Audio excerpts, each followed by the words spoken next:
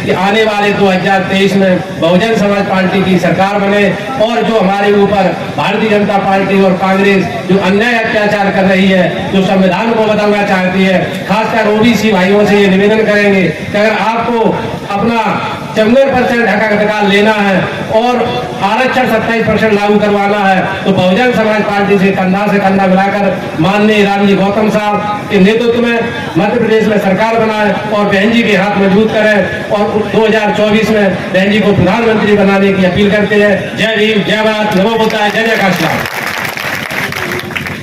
धन्यवाद पटेल साहब। सम्मानित साथियों, एक मंच पर आकर SC OBC और अपर गरीब कास्ट के लोगों का अगर भला करना चाहते हैं तो आपको आदरणीय बहन कुमारी मायावती के हाथ मजबूत करने होंगे, बहुजन समाज पार्टी की ताकत बढ़ानी होगी। और सिर्फ 2 लाइन कहकर आपके बीच में मैं अपनी वाणी को विराम देता हूँ। एक वक्त मेरा तू एक काम कर दे, फिर से एक और बहुजनों के नाम कर दे, ना हो हर घर में अम्बेडकर पैदा तो कोई बात नहीं, पर हर गांव मोहल्ले पोलिंग पर एक कांसी राम पैदा कर दे, एक कांसी राम पैदा करता है। जो गलती आपने 5 साल बाद पहले की, अब आज फिर आपको 23 में मौका है कि आप जो गलती पीछे कर गए वो गलती आप आगे सुधारें। ये सुधारना क्यों जरूरी है? क्योंकि साथियों, इस देश के अंदर अगर तुम्हारी कोई तस्वीर और तकदीर बदलने वाले अगर कोई थे तो शुरुआत करने वाले इस देश के अंदर बाबा साहब भीमराव अम्बेडकर थे। जब हमारा समाज पूरा भारत देश के अंदर जब बेगारी करता था और साथियों बंधुआ मजदूरी रहता था, अगर उसको बंधुआ मजदूरी से, बेगारी प्रथा से अगर उसको निजात दिलाने का किसी ने काम किया तो वो बाबा साहब भीमराव अम्बेडकर ने 28 मार्च 1928 को बॉम्बे लेजिस्लेटिव काउंसिल में अपना एक प्रस्ताव रखा। लेकिन साथियों, उस प्रस्ताव को किसने पास नहीं होने दिया? उस प्रस्ताव को कांग्रेस ने पास नहीं होने दिया। लेकिन बाबा साहब को जब संविधान बनाने का मौका मिला तो बाबा साहब भीमराव अम्बेडकर ने उस प्रस्ताव के तहत और इस देश के अंदर एक कानून बना दिया कि अब कोई बेगार कराएगा और बंधुआ मजदूर रखेगा तो उसके खिलाफ कानूनी कार्रवाई होगी, दंडनीय अपराध होगा।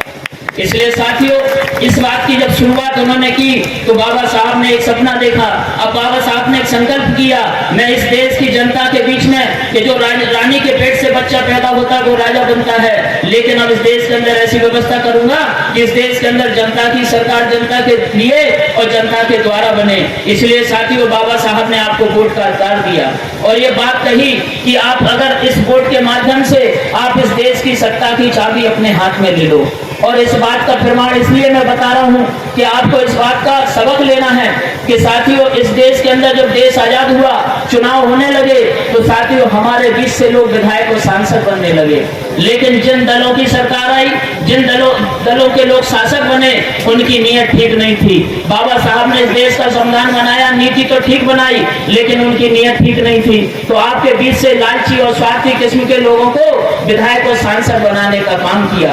आज मध्य प्रदेश के अंदर जब हम घूमते हैं तो देखते हैं कि हमारे विधायक जब कांग्रेस से विधायक बन के जाते थे तो साथियों अपनी कुर्ती की जेब में एक गिलास रखते थे। अभी देखा हमने 18 के बीच में 18 से कि आपके यहाँ अशोकनगर का एक विधायक एक टेबल पर 3 विधायक खाना खा रहे हैं तो 2 विधायक हमारे थाली में खा रहे हैं और साथियों SC का विधायक पत्तल में खा रहा है।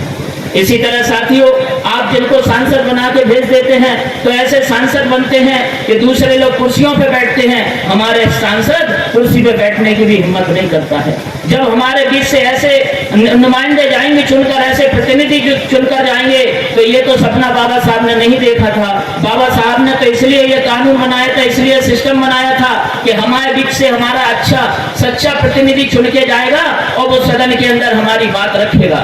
आज मध्य प्रदेश के अंदर 35 विधायक SC के हैं, 47 विधायक ST के हैं और साथियों 54 विधायक बैकवर्ड के हैं। आज बैकवर्ड पूरे प्रदेश के अंदर परेशान है, आरक्षण के लिए परेशान है, लेकिन किसी विधायक की आवाज विधानसभा में नहीं गूंजती है। इसी तरह साथियों, इतना अन्य अत्याचार पूरे देश के अंदर हो रहा, प्रदेश में हो रहा है, चाहे वो SC के विधायक हो, किसी SC के विधायक की आवाज विधानसभा में नहीं गूंजती है। इसी तरह साथियों, चाहे एसटी का हो, एसटी के भी विधायक हैं, लेकिन जब एसटी के साथ अन्य अत्याचार होता है तो कोई विधायक नहीं बोल पाता है, क्योंकि जिनको आपने विधायक बना के भेजा है वो साथियों बीजेपी और कांग्रेस के हैं। और बीजेपी और कांग्रेस इस बात की इजाजत नहीं देती है कि आप अपने समाज के लिए वफादार बनो।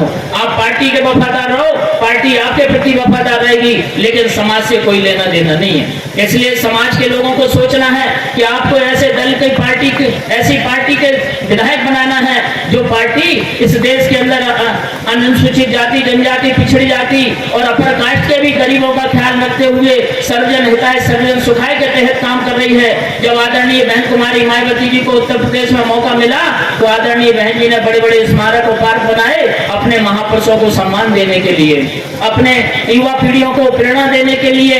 और साथ ही आदरणीय बहन जी ने बड़े बड़े स्मारक बनाए, बड़े बड़े इंजीनियर कॉलेज और कॉलेज बनाए, पैरामेडिकल कॉलेज बनाए। और जो गरीब थे उनको 3-3 एकड़ के पट्टे दे के मालिकाना हक दिया। जो आवास विहीन थे उनको 3-3 मंजिल की बिल्डिंग बनाकर, पार्क बनाकर और साथियों माननीय कांशीराम आवास योजना बनाने का काम किया। इसलिए इस बात को आपको चर्चा करनी है, इस बात के तहत आपको तैयारी करनी है कि हमें किसी से नहीं जुड़ना है। आपको मुकेश अग्रवाल से नहीं जुड़ना है, आपको माननीय रामजी गौतम जी से नहीं जुड़ना है, लेकिन आपको पिप्पल जी से नहीं जुड़ना है। लेकिन ये हमारे सब आदरणीय बहन जी के सिपाही हैं, हम सब कार्यकर्ता हैं। हमारी नेता कोई है तो बहन कुमारी मायावती है, हमारी पार्टी कोई है तो बहुजन समाज पार्टी है, और हमारा कोई चुनाव चिन्ह है तो वो भारती है। बस इस बात के लिए हमें तैयार करना है। अगर इस अभियान को लेके आप चले गए तो साथियों इस देश के अंदर हम बदलाव, आप अपने अपने क्षेत्रों में बदलाव कर सकते हैं, तो आपके जीवन में भी बदलाव हो जाएगा, आपकी सुख सुविधाओं में भी बदलाव हो जाएगा, आपके अधिकार आपसे नहीं छीने जाएंगे।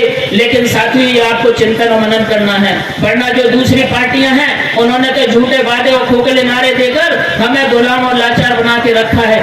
इसलिए साथियों इतनी ही बात कहते हुए मैं आप लोगों से विदा लूं 4 लाइनें कह के कि हंगामा खड़ा करना मेरा मकसद नहीं, मेरी चाहत है कि ये सूरत बदलनी चाहिए, और मेरे सीने में नहीं तो तेरे सीने में सही हो कहीं भी आग, मगर ये आग लगना चाहिए, ये आग लगना चाहिए। जय भीम, जय भारत, जय बहुजन समाज।